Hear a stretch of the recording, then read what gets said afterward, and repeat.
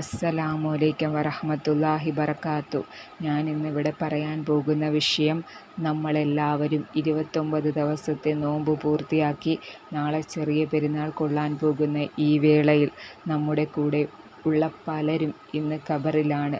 നമ്മൾ പുതുവസ്ത്രങ്ങളിട്ട് നല്ല ആഹാരം കഴിച്ച് ബന്ധുമിത്രാദികളുടെ വീട്ടിൽ പോയി എത്രത്തോളം ആഘോഷിക്കാൻ പറ്റുമോ അത്രത്തോളം ആഘോഷിക്കും. അപ്പോൾ നമ്മൾ അവർക്ക് വേണ്ടി ചെയ്യുന്ന എന്തെങ്കിലും ഒരു അമലിനെ പ്രതീക്ഷിച്ച് അവർ കാത്തിരിക്കും.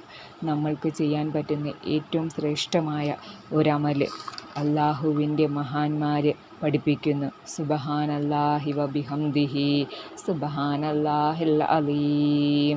ഈ ദിക്റിനെ ഒരാൾ പെരുന്നാളിൻ്റെ രാവിൽ 300 തവണ ചൊല്ലി നമ്മുടെ മരണപ്പെട്ടു പോയവരുടെ പേരിൽ ഹദിയ ചെയ്ത് കഴിഞ്ഞാൽ അവരുടെ ഖബർ 1000 പ്രകാശം കൊണ്ട് നിറയ്ക്കുന്നു.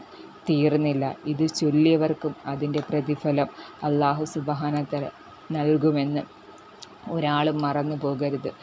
എന്നും ഈ പെരുന്നാളിൻ്റെ രാവിൽ നമ്മളിൽ നിന്നും മരണപ്പെട്ടു പോയവർക്ക് കൊടുക്കാൻ പറ്റിയ ഏറ്റവും വലിയ സമ്മാനമാണ് പരിശുദ്ധമായ ഈ ദിക്ർ.